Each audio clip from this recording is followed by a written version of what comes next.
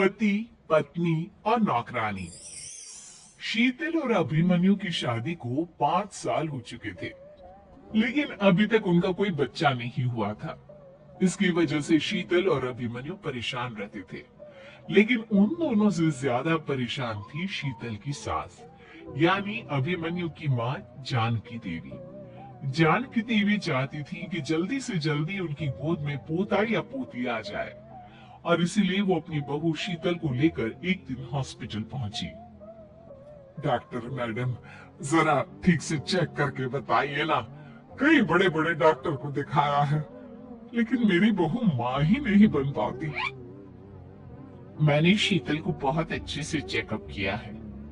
देखिए, बात यह है कि शीतल के अंदर माँ बनने की कैपेसिटी नहीं है। ये आप क्या कह रही हैं डॉक्टर साहब? कोई तो इलाज होगा ना, कोई दवाई दे दीजिए। देखिए, कुछ प्रॉब्लम ऐसी होती है जिनका कोई ट्रीटमेंट नहीं होता। आई एम सॉरी टू से, लेकिन शीतल कभी माँ नहीं बन सकती, क्योंकि उसके यूट्रस में अंदर से ही कुछ प्रॉब्लम है। घर आने के बाद क्या हुआ माँ? कहाँ लेकर गई थी आप शीतल को?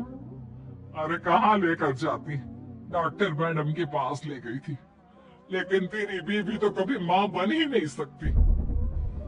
मम्मी जी, इसमें मेरी क्या गलती? अगर अंदर से कोई प्रॉब्लम है तो उसमें मैं भी कुछ नहीं कर सकती। जानती हूँ, ये बात डॉक्टर के मुंह से सुन चुकी हूँ। अब दोबारा मेरे सामने इस बात का गाना मत गा। माँ, परेशान होने की जरूरत नहीं है, हम सोचते हैं ना कुछ। अरे क्या सोचेगा तू, जब डॉक्टर कह चुका है कि तेरी बीवी माँ नहीं बन सकती, तो बता क्या सोचेगा तू? कहाँ से लाएगा बच्चा? माँ, ये तो मैं भी नहीं जानता। अभिमन्यु, क्यों ना हम अनाथ आश्रम से एक बच्चा गोद लिया है? क्या फर्क पड़ता है बच्चा हमारा हो या गोद लिया हुआ? आई बड़ी बातें बनाने वाली, क्या फर्क पड़ता है? अरे क्यों फर्क नहीं पड़ता? मुझे इस वंश को आगे बढ़ाने के लिए मेरे बेटे का खून चाहिए, किसी दूसरे का नहीं। लेकिन माँ, आप जानती हैं कि ये अब पॉसिबल नहीं है। मैं कुछ नहीं जानती। मैं किसी पराये की औलाद को इस घर में अपना पोता या पोती बन के बढ़ता हुआ नहीं देख सकती। मेरा वंश मेरे बेटे के खून से ही आगे बढ़ेगा। लेकिन मम्मी जी, ऐसा कैसे हो पाएगा?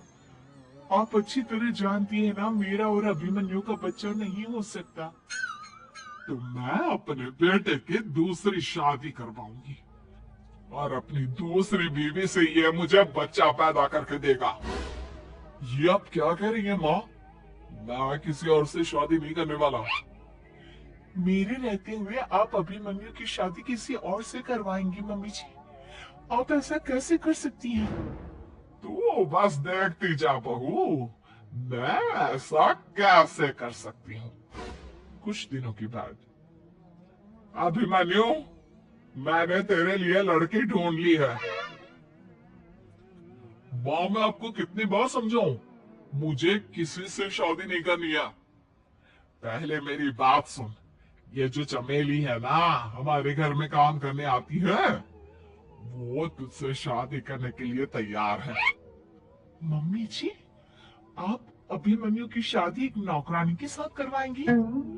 वो इसलिए क्योंकि चमेली दिखने में बहुत खूबसूरत है, बच्चा भी सुंदर ही होगा। मम्मी जी, लेकिन एक बच्चे के लिए अपने बेटे की शादी नौकरानी के साथ करवाना, क्या ये सही है? अगर अभिमन्यु ने शादी नहीं की ना, तो मैं अपनी जान दे दूंगी। आप देख लो, अगर तुम्हें अपनी माँ की जान प्यारी है तो तुम्हें इस नौकरानी के साथ शादी करनी ही होगी। इस तरह जानकी देवी अपने बेटे अभिमन्यु की शादी नौकरानी चमेली के साथ करवा देती है। कुछ दिनों के बाद, नौकरानी से मालकिन बन गई तो मजा आ गया। अब तो मैं इस घर की मालकिन हूँ। देखो, अपने आप को ज्यादा मालकिन समझने की कोशिश मत करो। एक बार तुम्हारा और अभिमन्यु का बच्चा इस दुनिया में आ जाए, उसके बाद तुम इस घर से हमेशा के लिए चली जाना। अरे जाओ जाओ, किसी और के आगे बातें बनाना, एक बच्चा तो पैदा नहीं कर सकी। बढ़िया, जाओ जाकर मेरे लिए कॉफी बना कर लाओ। नौकरानी मैं हूं या तुम?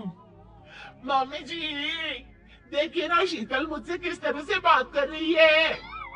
शीतल, तुम्हें पता है ना चमेली प्रेग्नेंट है, मेरे बेटे के बच्चे की माँ बनने वाली है। वो जैसा कहती है वैसा करो। लेकिन मम्मी जी वो मुझे नौकरों की तरह ट्रीट कर रही है।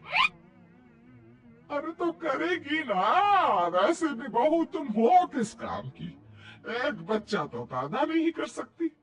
जाओ अब घर के सारे काम करो और चमेली को आराम करने दो। थैंक यू मम्मी जी, भगवान आपका भला करे।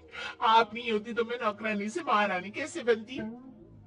देखो तुम्हें जो चाहिए सब मिलेगा, खूब खाओ पियो मजे की जिंदगी जियो, लेकिन बस मुझे एक बच्चा पैदा करके दे दो। कुछ दिनों के बाद, मम्मी बच्चे के लिए आपने मेरी शादी चमेली के साथ करवा तो दी, लेकिन दिन और रात का चैन मिट गया है। सारा दिन शीतल और चमेली की बहस चलती रहती है। अब शीतल को इस घर में रखने से क्या होगा, मैं तो कहती हूँ उसे घर से निकाल दो, है भी किस काम की। मैं ऐसा नहीं कर सकता माँ, वो मेरी पत्नी है, उससे बहुत प्यार करता हूँ मैं। तुम्हारी पत्नी चमेली है, चमेली उससे प्यार करो। अरे तुम्हारे बच्चे को जन्म देने वाली है वो। अभिमन्यु मैं खुद ही इस घर से चली जाती हूँ, वैसे भी अपने ही घर में नौकरों की तरह रहकर परेशान हो चुकी हूँ। घर की नौकरानी मेरे ऊपर हुक्म चलाती है, वो तुम्हारी पत्नी बन चुकी है, अब मेरा इस घर में क्या काम। अभिमन्यु की बार बार रोकने पर भी शीतल उस घर से चली जाती है। कुछ दिनों के बाद चमेली एक बच्चे को जन्म देती है। भगवान ने मेरी सुन ली, मेरे बेटे का घर भर गया, उसका अपना बच्चा इस दुनिया में आ गया। मम्मी जी बच्चे को हाथ लगाने से पहले मेरी एक शर्त सुन लो। तुम कहना क्या चाहती हो चमेली? आपकी मम्मी को बहुत शौक था ना अपने पोते को खिलाने का। अब देखो इस दुनिया में हर चीज की कोई ना कोई कीमत तो होती है। तुम अपनी आधी प्रॉपर्टी मेरे नाम कर दो, बच्चा तुम्हारे नाम। अरे लेकिन मैंने अपने बेटे से तुम्हारी शादी करवाई है, अब ये सौदेबाजी कहाँ से आ गई? जो औरत अपनी बहू को घर से निकाल कर एक नौकरानी के साथ अपने बेटे की शादी करवा दी, वो तो सौदेबाजी कर ही सकती है ना, उसका कैसे भरोसा कर सकते हैं। मुझे बस आप लोगों की प्रॉपर्टी चाहिए, उसके बाद ही बच्चे को आप हाथ लगा सकती हैं। मैंने कहा था ना मम्मी, आप गलत कर रही हैं। देखिए उसका नतीजा आपके सामने है। जब शीतल को पता चलता है कि अभिमन्यु और चमेली का बच्चा दुनिया में आ गया है, तो वो अपने घर पहुंचती है। अभिमन्यु कहाँ है आपका बच्चा, क्या मैं उसे देख सकती हूँ?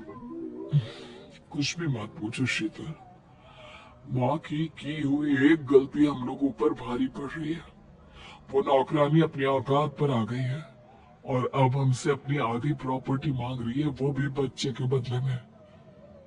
एक बात कहूँ अभिमन्यु, आप उससे कुछ भी देने से मना कर दो। अरे कैसी बात कर रही हो, मेरे बेटे की औलाद है उसके पास, ऐसे कैसे मना कर दे? मम्मी जी वो अभिमन्यु का बच्चा नहीं है, वो चमेली और उसके बॉयफ्रेंड का बच्चा है। ये तुम क्या कह रही हो शीतल? ये देखिए वीडियो, चमेली और उसका बॉयफ्रेंड आपस में बातें कर रहे हैं कि उन दोनों ने मिलकर आपको बेवकूफ बनाया है और अब इस बच्चे के बदले आपसे प्रॉपर्टी भी हड़प लेंगे। हे भगवान, ये मुझसे क्या हो गया, ना तो बच्चा मिला और अपने बेटे की नौकरानी के साथ शादी करवा दी, सो अलग, अब क्या होगा? मुझे माफ कर दो शीतल, मेरी वजह से तुम्हें बहुत तकलीफ हुई है। मैंने कहा ना, उस नौकरानी को उसके बच्चे सहित इस घर से बाहर निकाल दो। लगता है मेरे अभिमन्यु का बाप बनने का सपना अधूरा ही रह जाएगा। अभिमन्यु अपनी मम्मी से कहो कि परेशान ना हो। आपको याद है एक बार हम एक IVF सेंटर गए थे, मैंने फिर से वहां जाकर बात की थी और आपको पता है इस बार मैं प्रेग्नेंट हूँ, क्योंकि हमने वहां पर प्रोसीजर करवाया था जिसकी वजह से मैं प्रेग्नेंट हो गई थी। और इस बात का पता मुझे बस कुछ महीने पहले ही लगा है। हमारा बच्चा इस दुनिया में आने वाला है अभिमन्यु। मुझे माफ कर दो शीतल बहू, मुझसे बहुत बड़ी गलती हो गई। कोई बात नहीं माँ, लेकिन अब हमें उस धोखेबाज नौकरानी को इस घर से बाहर निकालना है और इस घर की मालकिन को वापस घर लाना है, वो भी अपने बच्चे के साथ।